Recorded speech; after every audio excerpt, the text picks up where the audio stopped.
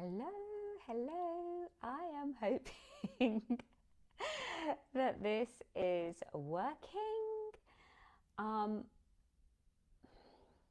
I um, I had a very funny situation that happened yesterday.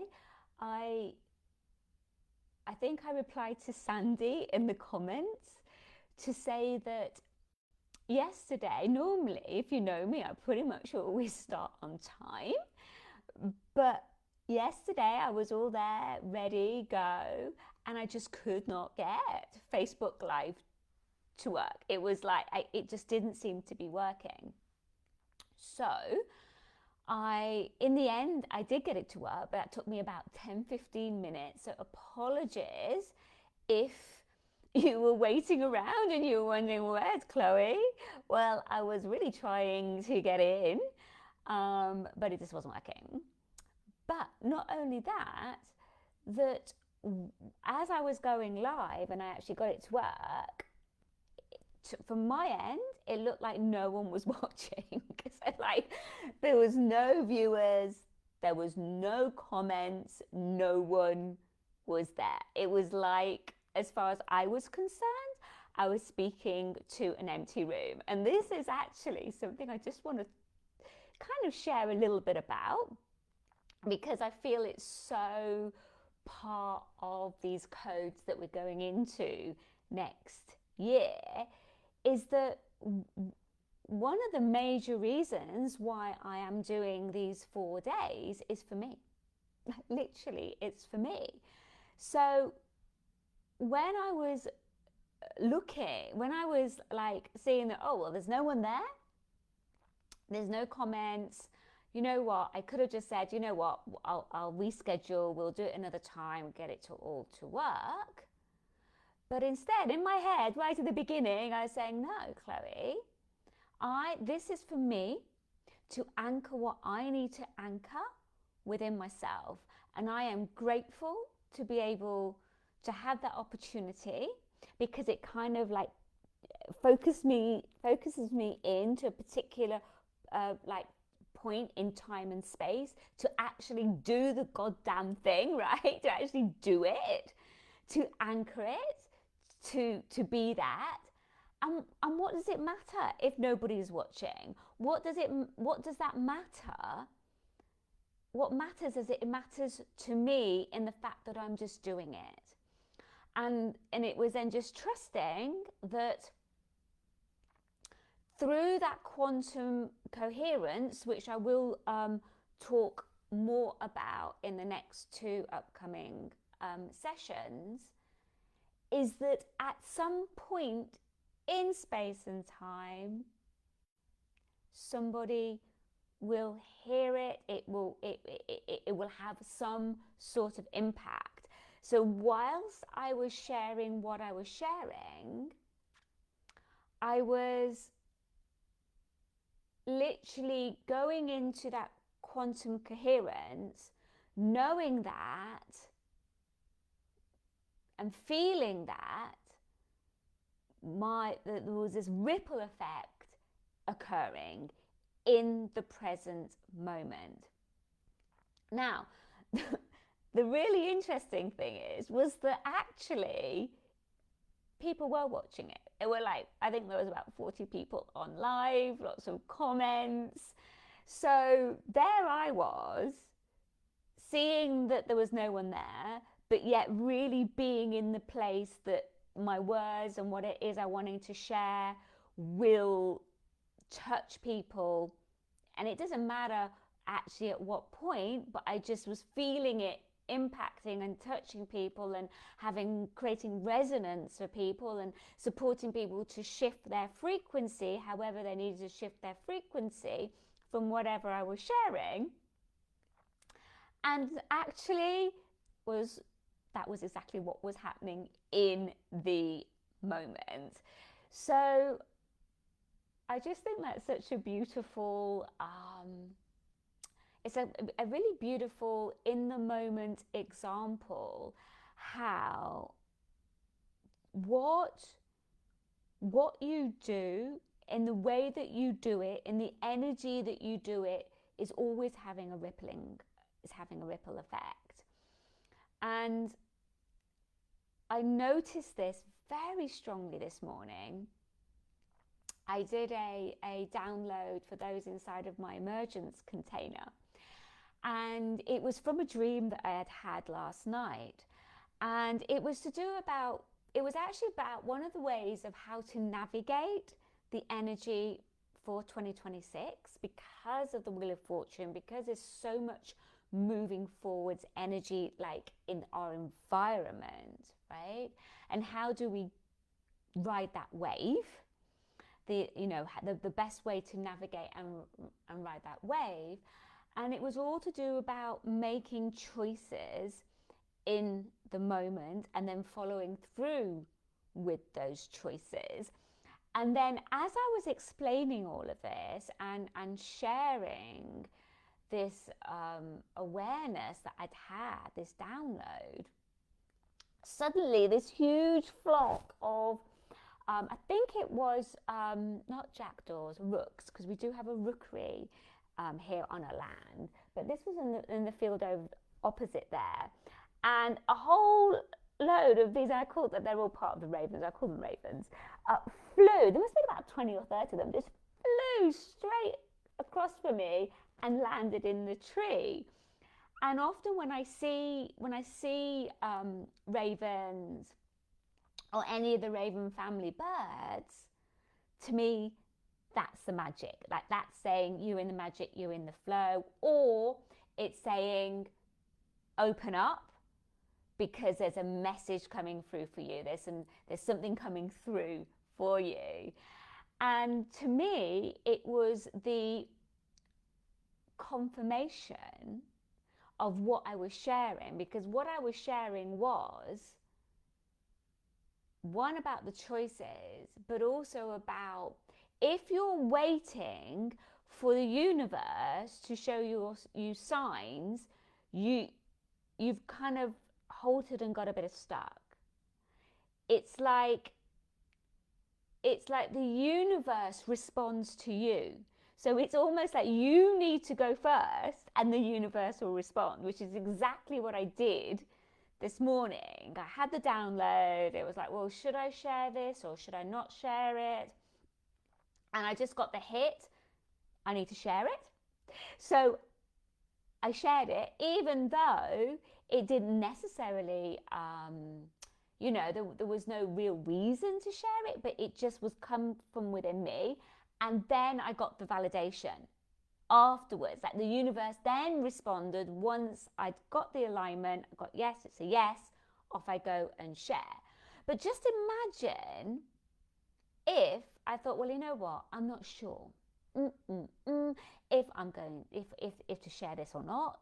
So what I'll do, right, is I'll wait for a sign from the universe, and then when I get that sign, I'll go for it.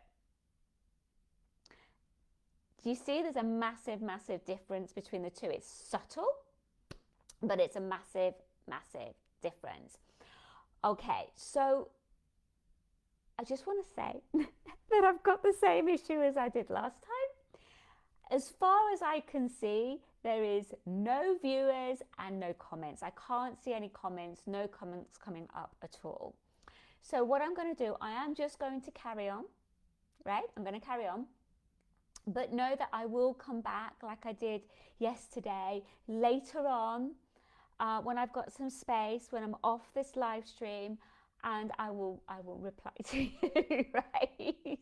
So please don't think I'm ignoring you. It's literally that there's just no comments coming through at all. But I'm in the flow of the energy, so I want to continue sharing what's been coming through. So in our first session, I shared about the importance of one's environment.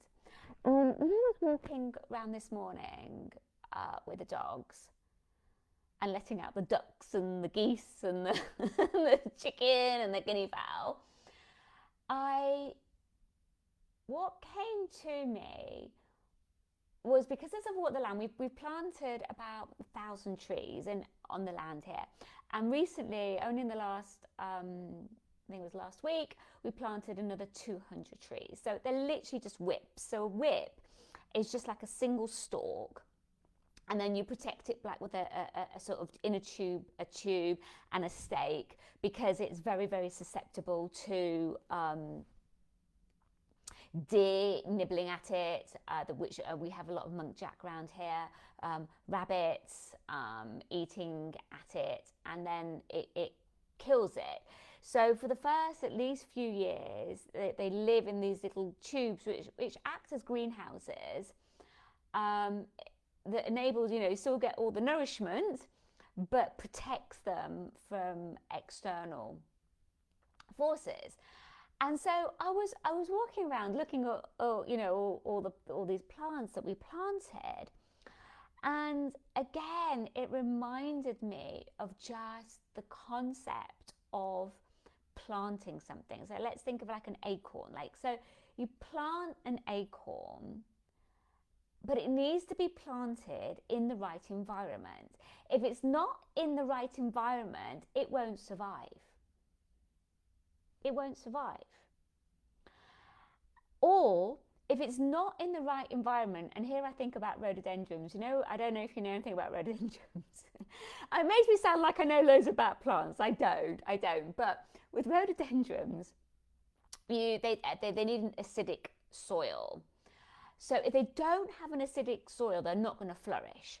So what you can do, if you're dead set on having rhododendrons, is you can put in, like either bring in acidic soil, or use something that makes the soil acidic, so that the rhododendron can bloom and flower, grow and flourish, right? But that's kind of a lot of extra work, right? Putting something into environment instead of actually planting something into an environment that is going to nurture and support. So this is kind of what I was kind of saying, but there are so many levels to that, right? Like, as in, what sort of environment are you talking? Like, is it physical environment? Is it an energetic environment? Are we talking about our own internal environment? So for example, let's say that you have some like a deep soul calling, like a deep soul mission, right? And it's like a burning desire, you feel it, but what if your hologram, through which your energetic system is built, is not conducive? Let's say it's not an acidic soil, and you've got a rhododendron that needs planting, right?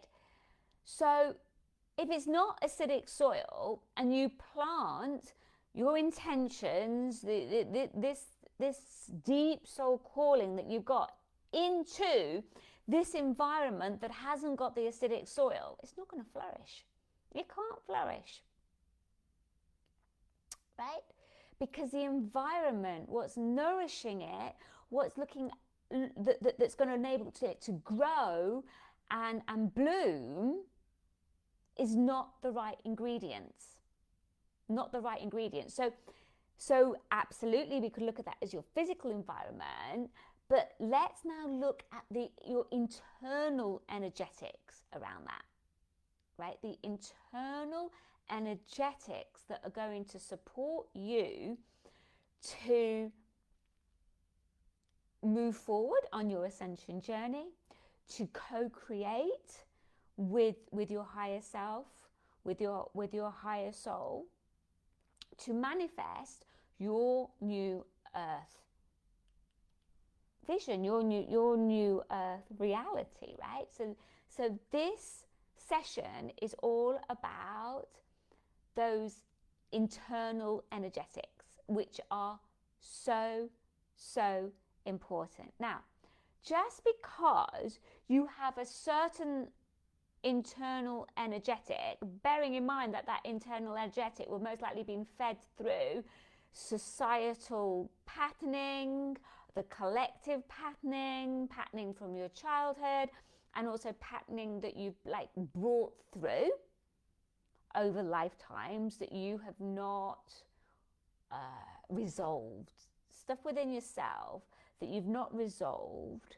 And that's like ways of thinking, ways of feeling that are not fully aligned to your divinity, to the divine that you truly are, right?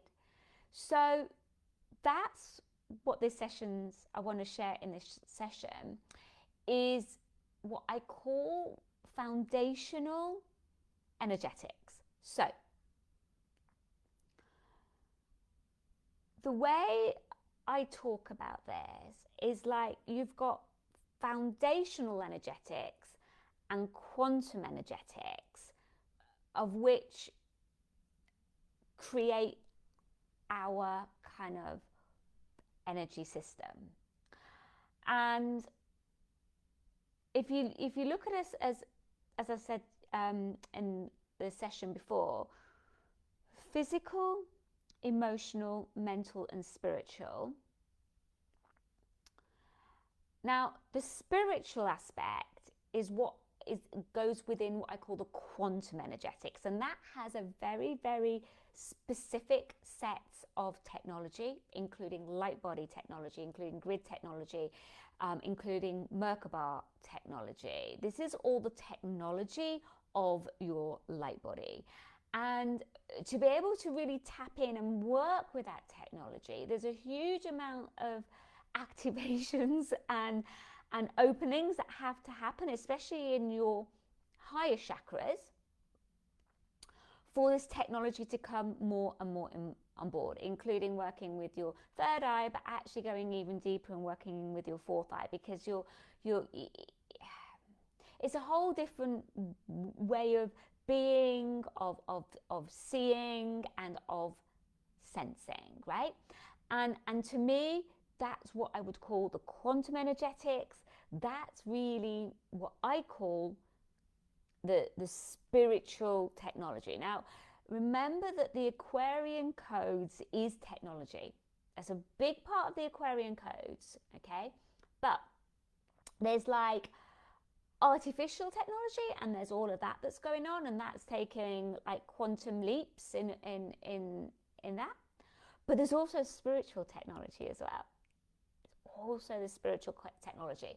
And the spiritual technology is starting to be understood more and more in alignment with science, especially when we start to talk about quantum physics, right? We're starting to be able to explain what people have said for thousands and thousands of years in terms of when it comes to spirituality. And science is kind of starting to catch up with it within the quantum realms, but yet they still don't know how to fully explain it. They kind of know it exists because of the experiments, but trying to understand it, the theories around it, there's still lots of discussion and everything's still unclear around all of that. But I'm sure it will start to more and more, we'll be moving forwards with that more and more as we deepen into the Aquarian era. So there you have all the spiritual technology and really working at that level with your light body. Now that is what lights me up, truly lights me up. That's my gig, that's my thing, that's what I'm passionate about. And that's what I'm going to be sharing with you tomorrow in our next session, in the next two sessions actually, when we're going to look at the planetary codes and we're going to look at the hologram codes and how that all fits in. Now, this is where a lot of my, a lot of the technology that I work with comes in. So I will be going into all of that. But here's the thing. The second part of those energetics, they've got the quantum, is the foundational energetics. And those energetics are more in the realms of mental body and your emotional body, right? The way you think, the way you perceive, and your feeling states. Now, what I find is that a lot of people, to me, this is my perception, confuse the two. So they'll often talk about spirituality when really they're talking about foundational energetics. They're really talking about a shifting emotionally and a shifting of perceptions, right? To me, that's not what I would call spirituality. To me, spirituality is what's feeding, what's working at a spirit level, not at a mental plane level and not at an emotional level. To me, it's different. And so what I feel is happening coming into 2026, and if you're listening to this video in 2026 or 2027 and 2028, but in 2026, if you're looking back, say you're in 2027 and you're looking back into 2026, what you will have noticed in 2026, or what you will notice if you're listening to this in 2025, is that 2026 is all around the manifestation. But it's the manifestation from the spiritual. And it's very much about making spirit manifest. And this is one of the reasons why I'm so excited about 2026. And I can feel the potentiality, what's possible, because it's like the birthing of a whole new era. And it's an era where we're bringing more of our divinity, our spirit, into form. That is the opportunity. That's the expansion for next year. And this is all linked into how our hologram is shifting, right? And really it's going to be depending upon, I feel, is how much your divine hologram, your divine blueprint has been activated. And there's been so much that's gone on in 2025, including 3i Atlas and everything's gone on for that, that's supporting the ignition of the waking up of this divine blueprint within each one of us. But as you connect in at that level, as I'm sure all of you do and have, you still got to bring it through your foundational energetics. And this is where I see so many people go loop-de-loop and just are like in illusion.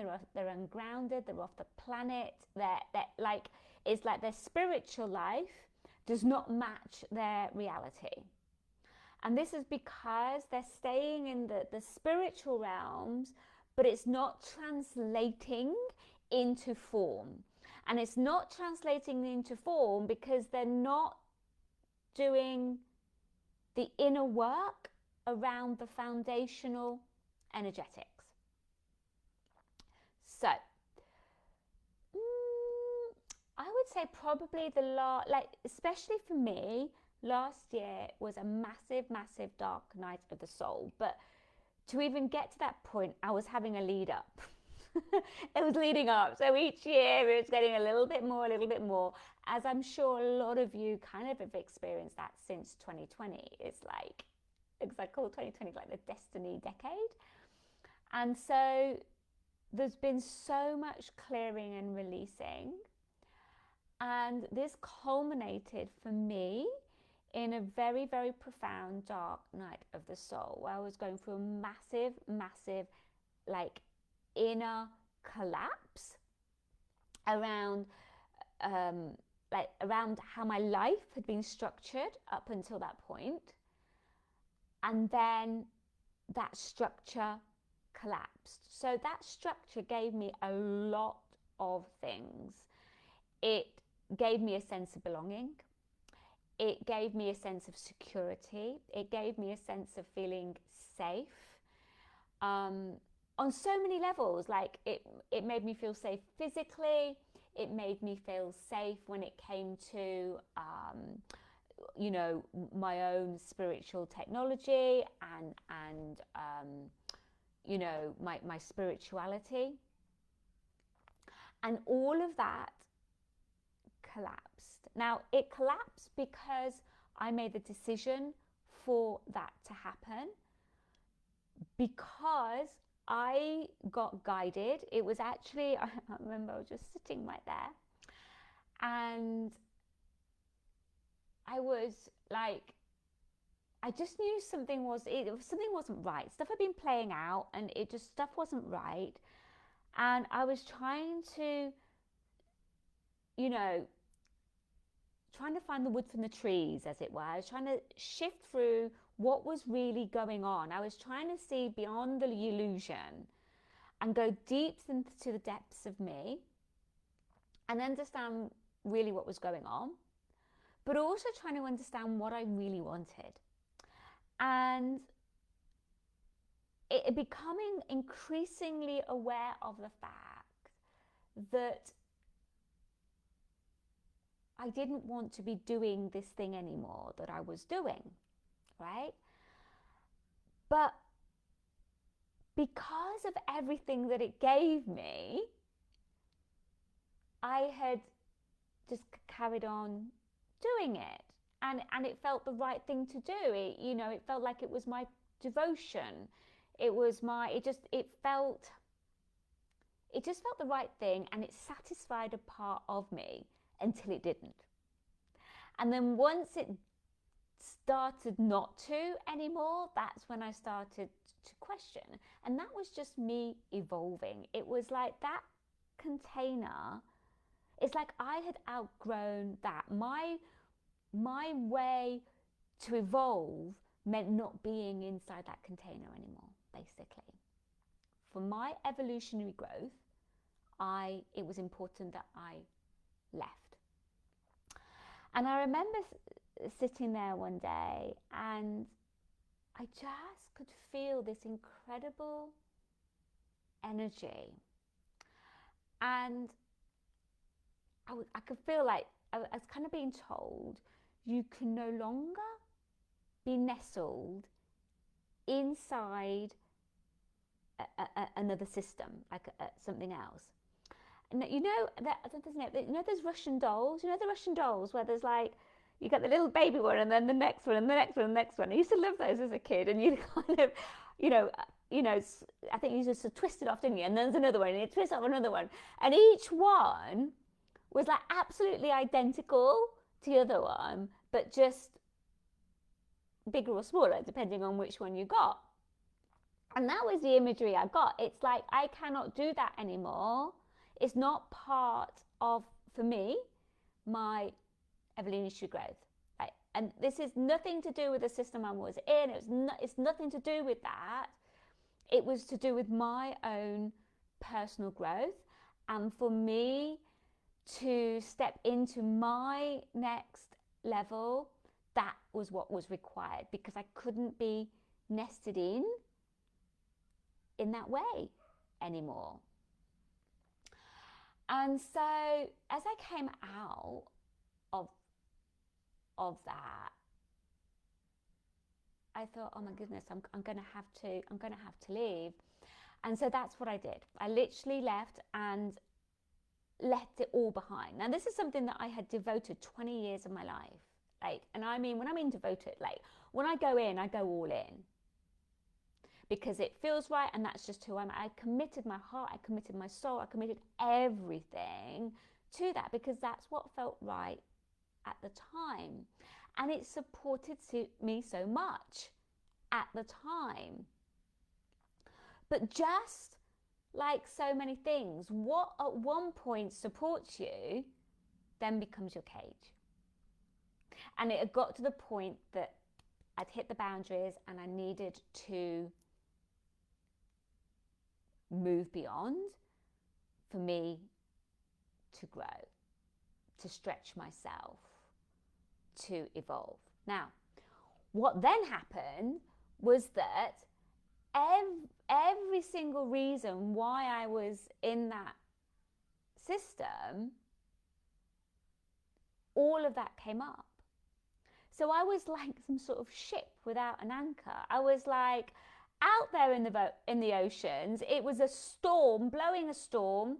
Didn't know where I was going. I didn't know what was up, what was down, what was sideways. It was just, I mean, like, the emotional purification I went through was unreal. I mean, like, I was literally, I mean, we're not talking months of crying. We're talking like many, like on and on. And I mean, just constantly, because there was so many layers that I was clearing from, you know, it wasn't that was like the trigger. That was a trigger. But really what it was, I was clearing so many Piscean codes from my system, like, but shadow Piscean codes, like where I, you know, like I'd given away my power, I'd given away my sovereignty, I'd stayed silent when I should have vocalized myself more. There was so much in that, and so all those lifetimes where, you know, I'd been persecuted for my faith, where I'd contracted myself, I'd made myself small so that I couldn't be seen, because if I wasn't seen, then I'd be safe. And I'd brought all of these in, all of these codes into this lifetime.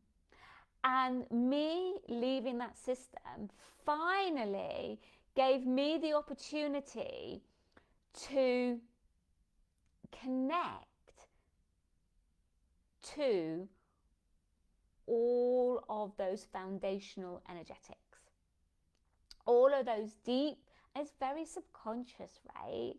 I didn't know that I had that. I didn't know that. So that's what supported me. That was a trigger to release so much. Now, throughout the whole of last year, the thing that supported me the most was going within and really connecting to how I was feeling and how I was thinking. But it was relentless. It was day in, day out, day in, day out, day in, day out for a good year. A good year. Because the dynamics had been setting up way before last year. So it was keeping me focused to keep releasing what I needed to release. And I'm sure there's many of you that can relate to some of the aspects that I'm sharing here, because I feel that all of us have been clearing aspects of these Piscean shadow codes, right? And it was by taking time out, like literally I could spend 5 hours just journaling, seriously, and just being in my own little bubble and just pulling it through, clearing it through my system, clearing it through my system. I think I had such a backlog, and I feel because I was clearing, I was making a completion through lifetimes here, right? Not just this lifetime, it was a completion of lifetime. And that was the beautiful opportunity I was given to do that. And that I am so grateful, like so grateful for that opportunity. because it did so many things, but one of the things it really supported me to do was to own my own power. And I owned my own power by connecting in to what was truly going on with me, and then going through that decode, recode, realign process. Something that I've been working with for probably the last 5 or 6 years, but enabled me to go even deeper for myself with that and give myself just the time and the space for that. Now, what I would suggest for each one of you is that giving yourself, this is why creating some space for you is so important. And that means like space without any distractions. Like, can you just be with yourself? Literally just be with yourself and go into your heart and feel and give that gift to yourself. And so as I did that day in, day out, over months and months and months and months, something started to shift for me. And that's when this like archetype started to come through me, in terms of an understanding of what that archetype is and how to work with that archetype, and how that archetype, I feel, is very much part of the Aquarian codes and this new era that we're birthing into. And that archetype is the mystic manifestor archetype. So the mystic manifestor archetype consists of like 2 energies. You've got the mystic energy and you've got the manifestor energy, and it's bringing the 2 together, right? And that's what I feel is so unique in a way, in that, you hear so much about manifestation, right? Manifestation this, manifestation that, visualize this, do your goals, all of that. But is it in alignment with the mystic? So what do I mean by the mystic? So the mystic, I mean, well, you've got your inner mystic first. These are the deep, deep foundational codes of the mystic, the inner mystic. And then as you work with the inner mystic, then it's the higher mystic. So the higher mystic is, when you've got that magic running more, and you read the signs, you're in the synchronicity, it's playing out around you. The higher chakras are more open. Your clear senses are more opening and developing. But even despite all of that, you still be wanting to work on the inner mystic, because you always need to come back to you and what's going on within you. Why? Because so much of our programming, so much of what's in our hologram and in our energetics is subconscious. And that's what's delegating the show. That is what's delegating you. So the more you can decode, recode, and realign, the more potent you can become as a mystic manifester. Like, manifesting without connecting in and working with your inner mystic is you're building on a false foundation. You're building on a false foundation, because you're like pasting over, and at some point it will collapse because it's not in a true alignment. And the thing is, the more we step into these Aquarian codes and this Aquarian era, the more frequency, energy is going to become more and more like ever present and more potent and more powerful. It's like that is what will be the main rule, as it will be. It will be. I mean, it already is all about frequency, but it will just become more and more amplified. And you'll see it, you'll notice it in your life. And I often use the analogy of an iceberg. Like, when you see an iceberg, let's say you're in the ocean and you see an iceberg, you only see, and it's massive, right? But you're only seeing 10%, literally, if that. The rest, the 90% is under the water. It's in your subconscious. Don't even know it's there. But yet, that 90% is delegating your conscious reality. This is why the inner mystic is so, so important. So important. And so, I think it was around Christmas last year that this all really came through. And so in the new year, I then brought out this whole blueprint around the Mystic Manifesto, like the Mystic Manifesto blueprint, to support people to really connect with what's going on for them, really connect with what you're truly feeling and what you're truly thinking. Not so that you can judge yourself, not so that you can get down on yourself, but so that you can then shift it. What you can only shift what you are aware of and what you can connect to. So conscious co-creation, part of it is around shifting your frequency and keep on realigning to what it is you're wishing to co-create. So connecting in to and becoming aware of your patterns, your programming, and then being able to shift it, which is a decode recode, is paramount to manifesting in this new way.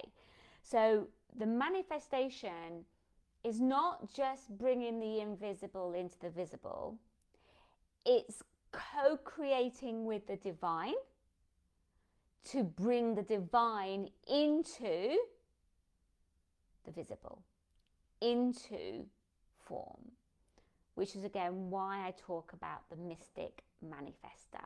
You're manifesting through your mystic. You're manifesting through your inner mystic, know thyself, and also the higher mystic, working with your clear senses, reading the energy, shifting the energy, working with your gifts, working with your psychic abilities. And then eventually, you know, when you come to something like where you literally call something in through the vibration. And to me, that is the Mystic Manifesto. But to get to that point of co-creation, it's laying those foundations, and it's like it's like going to the gym and building a muscle where it's consistent daily work. This is like the devotion to me. This is the daily consistency of keep on shifting and realigning. Like the realignment is really, really important, because so much really, yes, it's clearing and recoding, but ultimately what we're doing, the decoding, recoding, is for the alignment, because actually it just keeps coming back to alignment at the end of the day. So that was at the beginning of 2024. We are now at the beginning of 2025, that I brought through the Mystic Manifesto archetype and also a blueprint for that. And now we're at the end of 2025, so it's taken a whole year, but now I'm actually ready to launch a membership, the Mystic Manifesto membership. Now, I'm not going to really talk much about it right now. What I'm going to do is I'm going to open up, I think on Monday, where we can go deeper into my 3 main containers, any questions you've got, and I will talk about what goes on in each of the containers. If you want to come into my world, if you resonate with what I'm saying, and you know that you want to kind of, what's the best way of explaining it? It's like you're connecting in, and it's like we're, let's say, working together, but you're coming into a space where you're held in a certain space with the teachings that I share, the activations that I share. So I will talk more about that on Monday. for those of you are interested. But what I do want to say is that for the Mystic Manifestor, that is like my foundational signature container. If you are already a planetary guardian, you will have access to it already. We're going to give you access to that, right? We've already got a lot of it already. There's going to be some extra bits there, and we're going to place it into the circle community so it's easier for you to access. But this is like the foundational membership, and this is really for people that don't want to do so much the planetary code work or the hologram work, but they know that, you know, they have a soul mission, or, you know, they desire to manifest, but they desire to manifest from a level of co-creation and not from the ego, as in not having to push, not having to struggle. Like, you know, it's a totally different way of manifesting. And so by connecting into the inner mystic is what's going to support you to get hold of those energetics, those foundational energetics, especially the way you're thinking, the programming around your perception, and emotionally as well, to be able to shift that and then to realign so that you're consistently aligning to what it is you're wishing to call in to your reality. And just one more point on this, and this is what I do find a lot of people, and I feel it's a very much an old shadow Piscean code, is that I feel a lot of us do not allow ourselves to dream big enough. We don't allow ourselves because we've been disappointed. We don't allow ourselves because we, you know, somewhere within our subconscious we're told that it's not right to want more. It's not right to want more abundance. It's not right to want X, Y, or Z. Or maybe you tried something and it's not worked, and then you don't want to go through feeling the stress. You know, there's so much. There's so much that I could go deepen into all of that, and that's what the Mystic Manifestor membership will be there for, is to support you to connect more with you, to connect in and to empower yourself so that you can trust yourself more, trust your inner guidance, trust what's coming through for you, and take aligned action from that. Because truly, because of the energy of 2025, 2026 is so much of that expansion and moving forwards, that's you're going to feel that push anyway. You're going to feel that push. So the more you can develop your inner mystic muscle, trust yourself, and keep stepping out of your comfort zone consistently, the more empowered you're going to feel, because this is you connecting with you, right? And that is a beautiful and really, really powerful thing. So yes, I'll explain more about that if you are interested on Monday, but let me know if you've got any questions at all about the foundational energetics, about the archetype of the Mystic Manifestor.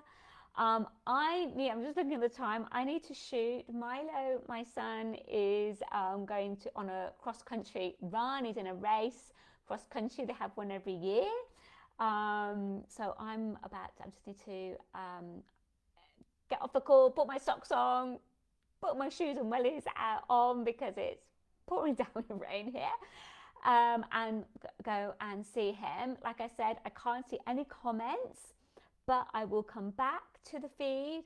Anything you want to share, I would love to hear any ahas, anything that comes through for you, any insights, any revelations that you've had either listening to me or over the last 24 hours or so, or any questions at all. I would love for you to write them down in the comment below. Also, tomorrow, so our next session, I'm going to be looking at the planetary codes. Yes. So, and some of the spiritual technology behind that, share a little bit of my story around that. And if you've got any questions about that, you can pop that in as well. Okay then, my lovelies. Thank you so, so much for watching this. Have an amazing 24 hours, and I shall connect with you in the next session.